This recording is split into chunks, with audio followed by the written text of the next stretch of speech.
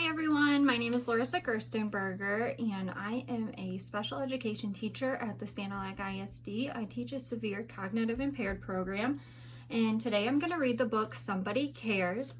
It's about kids who do a lot at home and for themselves, and it's just for them to know that there are adults out there and other people who do care and will help you get through anything that you're having trouble with.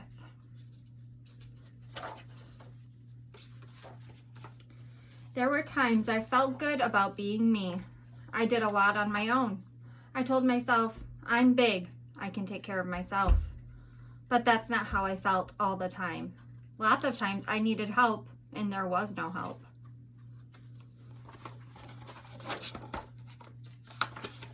Sometimes it was because there was no one there. Sometimes it was because everyone was too busy to notice. Sometimes it was because of other problems, the kind I didn't like to think about. Sometimes I thought everyone forgot about me. Sometimes I thought it was because I was bad. I tried to be strong and brave, but often I was worried and scared. I tried to do the best with what I had, but sometimes I needed more.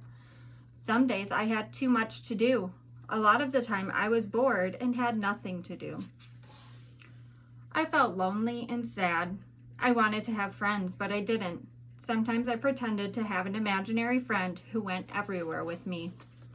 Sometimes I didn't want to be in school. I worried about Mom.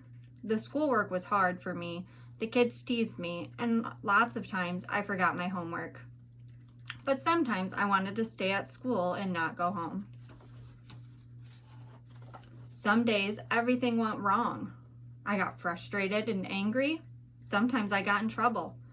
My teacher asked me, "Is everything okay at home?" I didn't know what she meant. I didn't know what to say. The lady from across the street asked me if I needed help, but I felt I had to keep things to myself or else my mother might get mad. I thought this was the way it would be forever. Then something happened and things changed. A grown-up called a social worker came to see me. I was worried I was in trouble and would get punished, but the social worker told me I wasn't in trouble. She talked to me. She talked to my mother. She explained that she and my mother had worked some important things out. There was a plan. Lots of things had to change. There were things my mother needed to do to make things better. She had to go to meetings to take care of some of her problems, take some special classes to learn things, and clean up and fix the house. There were other things too. All of these things would take time. The social worker also explained some things that I needed to do. Some of them I would like and some would take getting used to. I would also meet with someone every week. The social worker explained that this person was called a psychologist or a therapist. She said that psychologists and therapists understand a lot about kids. We played and drew pictures. I talked about my feelings. I had so many, and sometimes they were all confused. I heard that lots of kids who had to look after themselves felt the same way. I learned that I was not to blame for the way things happened in my family. I had done a good job taking care of myself. But all children needed to be taken care of by grown-ups. My therapist explained that when kids are left to look out for themselves, it is too much for them to handle. Their bodies act as if they were in danger or something very bad happened to them. After bad and scary things happen, it is natural for our brains, muscles, and other body parts to keep acting like the danger is still there even when it is not. That means that our bodies are always ready to fight, run away from things, or freeze in place, blocking out our thoughts and feelings. I learned that there's even a special name for this, the fight, flight, or freeze response. My therapist explained that that's one of the reasons why kids like me sometimes have problems playing nicely, concentrating in school, or doing things they need to do. My therapist talked to me about letting grown-ups like my teacher, my neighbor, my grandmother, my family's social worker, and my school nurse know when I need help. We made our very own safety plan. My therapist also taught me some things to do to feel better when I get scared, sad, or angry. I practice deep breathing as soon as I get nervous or afraid. First, I take a long, deep breath through my nose, feeling my tummy rise as I breathe in. I like to pretend I'm getting ready to blow soap bubbles. Then I hold my breath for a second or two.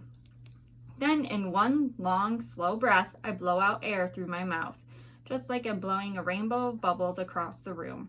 I can repeat this as often as I need to until my body starts to feel more relaxed. I also practice relaxing my muscles until I feel as floppy as an old stuffed bunny. I start out tightening the muscles in my feet, curling my toes. I count to 10 and then relax those muscles. Next, I tighten the muscles in my lower legs, count to 10, and relax. I keep doing this with all the muscles in my body. Last of all is the part I like best because I get to look silly. I tighten and then relax the muscles around my mouth, nose, and eyes. I do this until my whole body feels relaxed. Picturing a peaceful and quiet place in my mind helps me too. I like to get comfortable in a chair or on my bed, close my eyes, and imagine I'm floating on my back on a soft cloud in a blue sky on a quiet summer day. I drift for a while, warmed by the sun, swaying slowly in the breeze before my cloud gently lowers me down to earth. We talked about joining a special kids group at school to help me make friends. We talked about starting some new fun activities after school. I'm still getting used to some of the changes that I have, like new rules, new chores, new foods, and new people, but I'm beginning to feel better. It feels good having a grown-up who takes care of you. It feels good to know that there is help when you need it. It feels good to be liked. It feels good to be going to school and doing fun activities. It feels good just being a kid. I hope you enjoyed this book, and I hope I get to read to you again soon. Thanks.